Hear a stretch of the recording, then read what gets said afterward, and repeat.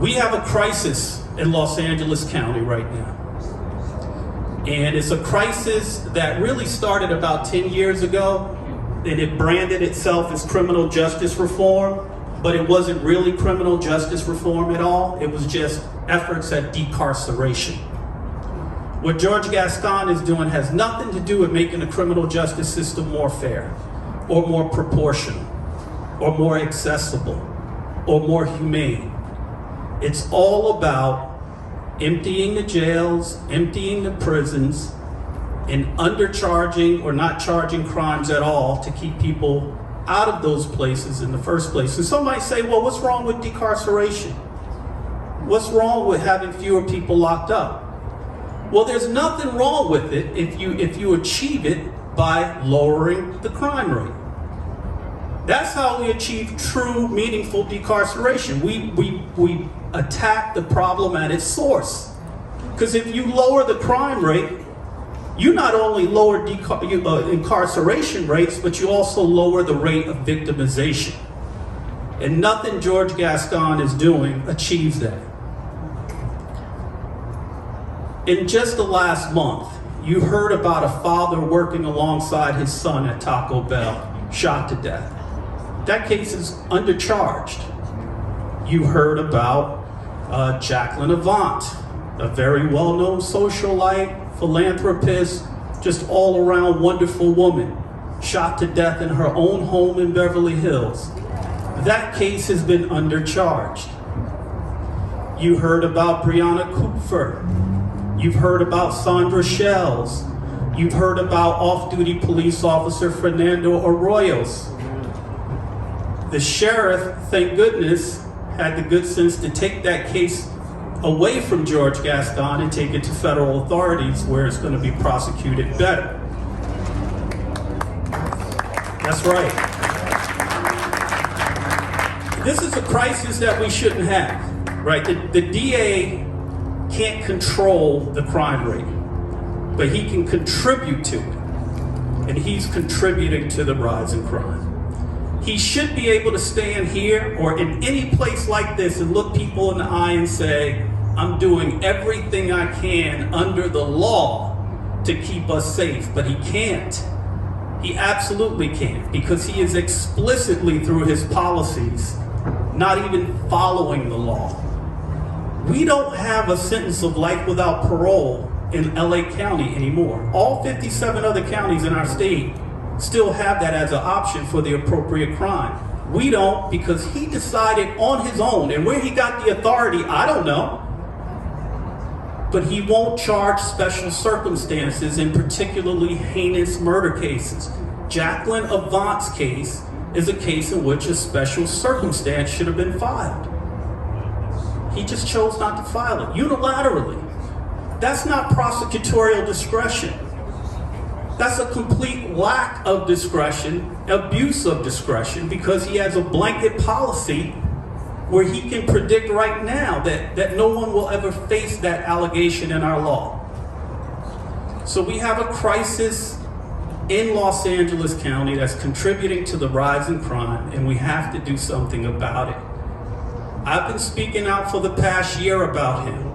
Actually, before that, because I was speaking out when Jackie was running against him all of 2019. We have other DAs in our office who have been courageously speaking out against him as well. The chorus is growing. And now we have a real opportunity to do something, because just this week, the petition to recall him has been approved.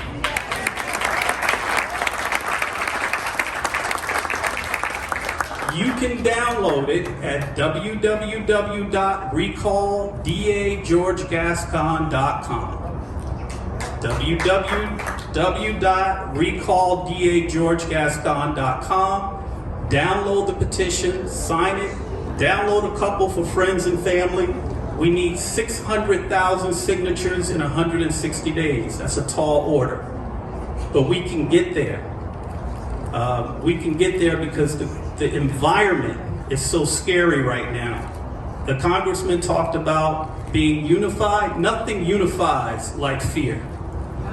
And right now, you know, I said when you're staring down the barrel of a gun, you don't care whether the person holding it is a Republican or a Democrat. That's right. Right? So let's unify as a community around this issue.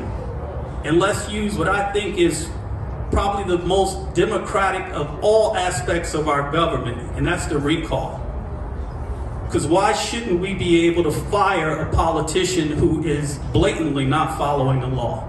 We shouldn't have to wait 4 years and try to undo 4 years of damage before we get somebody in office who knows what they're doing. So that's my message for you today.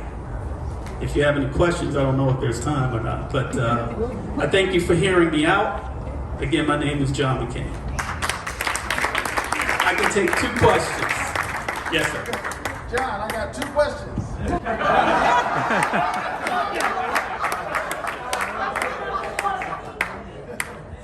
One, do you have any petitions here for us to sign today?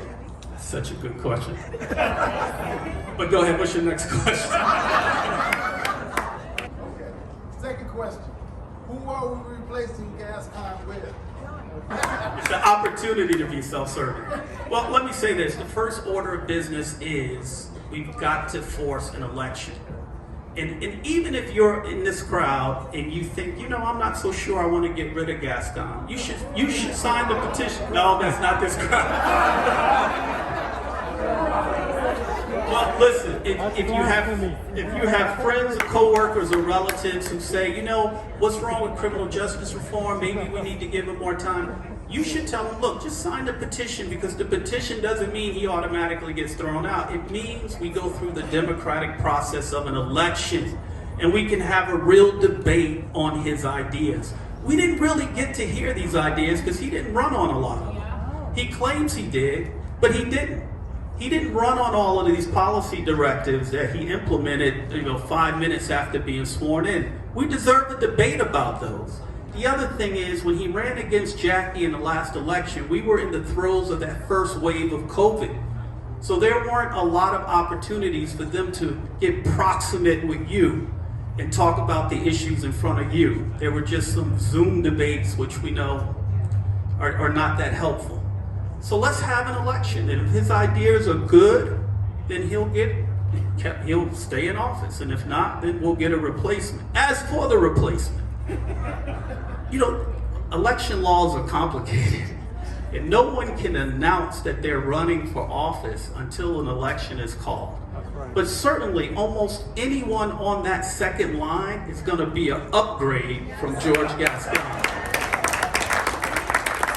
Now, having said that, you can follow me on Instagram and Twitter at JohnMcKinney_. And I also have a website if you want to know a little bit more about my background. I have a website called proportionaljustice.com. I invite you all to check it out. And thank you for your time.